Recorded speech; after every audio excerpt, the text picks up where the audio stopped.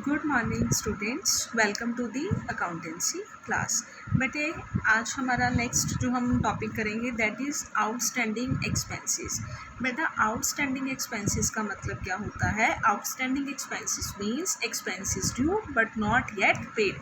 मतलब जो एक्सपेंसेस आपके ड्यू हो चुके हैं बट अभी तक आपने पे नहीं किए। ठीक है, लाइक बेटा आप कहीं 1 मंथ रह चुके हो एज रेंट के, ठीक है, रेंट पे आप कहीं 1 मंथ रह चुके हो बट आपने अभी तक उस 1 मंथ का किराया पे नहीं किया। ठीक है, तो इसका मतलब क्या है? रेंट ड्यू हो गया बट अभी तक आपने पे नहीं किया। सो जो चीज़ आपकी ड्यू हो जाए बट अभी तक आप पे ना करो, पे करनी बाकी हो, that is called outstanding expenses. ठीक है, जैसे for example wages for the year ended 31 March 2018 are ₹60,000। आपको पता है बेटा जो हमने 31 मार्च 2018 जो हमारा एंडिंग ईयर है उस टाइम पे हमने वेजेस कितनी पे करनी थी? 60,000।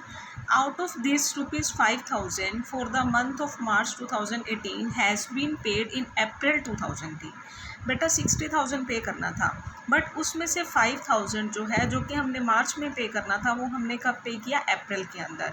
सो since ₹5,000 as on 31 March 2018 is yet to be paid, अभी तक पे करने बाकी है। इसीलिए बेटा अगर पे कर देते हो, आपको पता है वेजेस क्या है? आपका एक्सपेंस है। तो एक्सपेंस क्या होता है बेटा? डेबिट होता है। ठीक है, अगर पे कर देते तो एंट्री क्या होती? Wages account debit to cash account, क्योंकि कैश जाता। बट यहाँ पे आपने अभी तक एक्सपेंस पे नहीं किया, आपने ये वाला एक्सपेंस अभी पे करना बाकी है।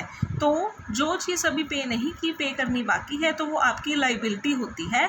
तो इसीलिए हम क्या लिखेंगे? To outstanding wages account. ठीक है, सो कैश की जगह पे क्या आ जाएगा? To outstanding wages account. So outstanding wages क्या होता है? लाइबिलिटी होती है फर्म की।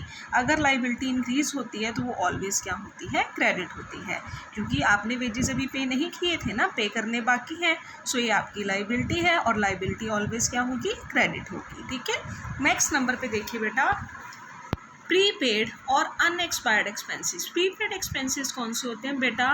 जो एक्सपेंस आपने पहले ही पे कर दिए, मतलब अभी तक आपने उसे जो है यूज़ नहीं किया उसकी सर्विसेज को, पर आपने उसका एक्सपेंस जो है पहले ही पे कर दिया। ठीक है बेटा, देखो जैसे expenses paid in advance are called prepaid expenses.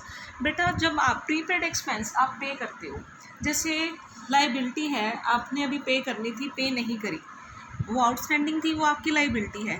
वैसे ही कोई एक्सपेंस आपने पहले ही पे कर दिया, ठीक है, अभी वो एक्सपेंस हुआ नहीं ना, आपने उसे पहले ही पे कर दिया, तो वो आपकी एसेट होता है।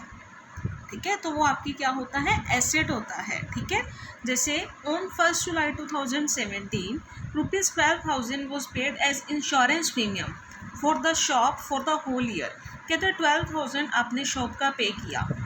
ठीक है, final accounts are prepared on 31 March 2018। It means advance payment has been made from for the period from 1 April 2018 to 30 June 2018।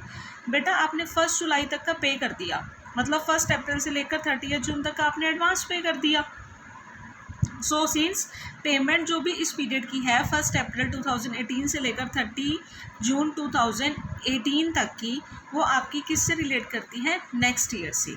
आपने बेटा देखो 1 जुलाई 2017 को, देखो बेटा आपने 1 जुलाई 2017 को 12,000 का इंश्योरेंस पे किया है, आपने पूरे ईयर का पे कर दिया। पूरा ईयर मतलब 1 जुलाई 2017 टू 31 जुलाई या 30 जून, 30 जून, ठीक है, 2018 तक का पे कर दिया।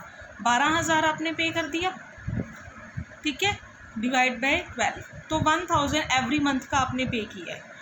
आपको पता है आपका नेक्स्ट फाइनेंशियल ईयर कब से स्टार्ट हो गया? 1 अप्रैल 2018 टू 30 जून 2018। इतने टाइम का आपने एडवांस पे किया, क्योंकि ये वाला ईयर तो कब ख़त्म हो गया? 1 जुलाई 2017 को पे किया था।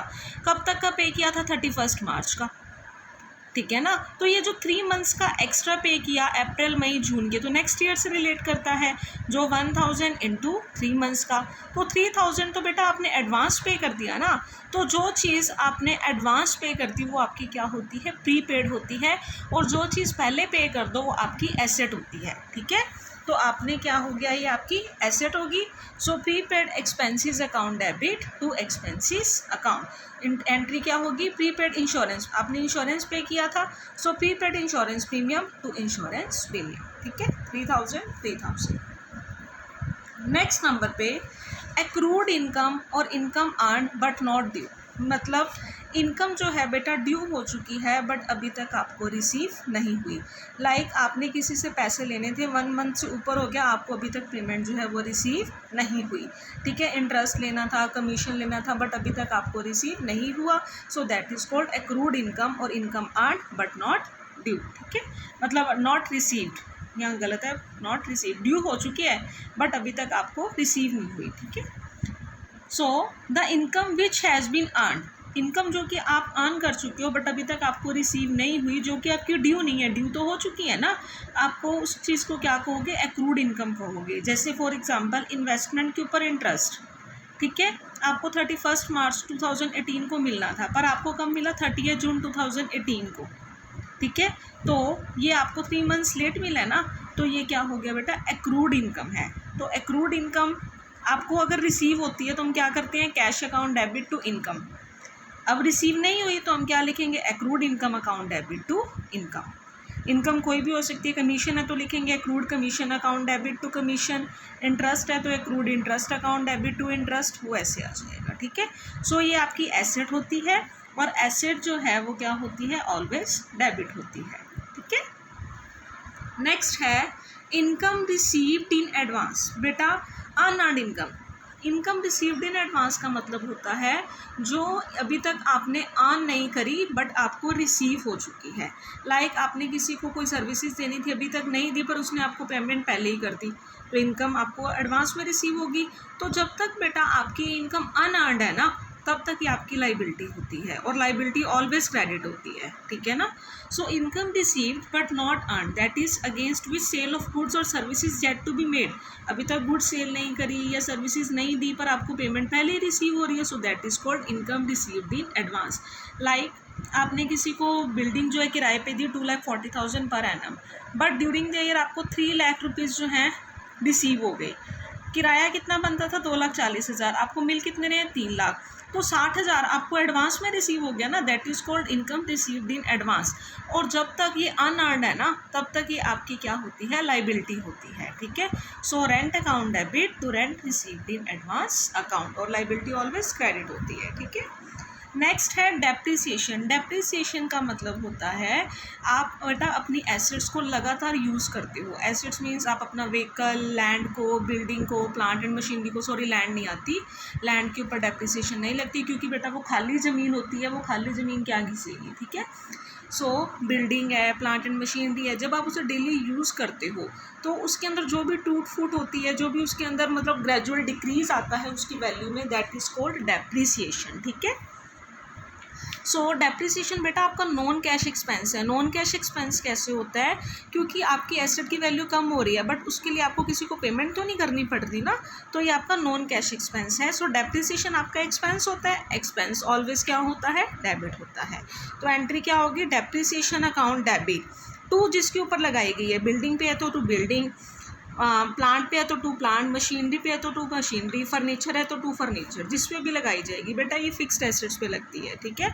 सो एंट्री क्या होगी, depreciation account debit to assets account, clear. So ये था आपका आज का टॉपिक। बस बेटा अब एक टॉपिक रह गया, वो हम कल डिस्कस करेंगे। So thank you students, good bye.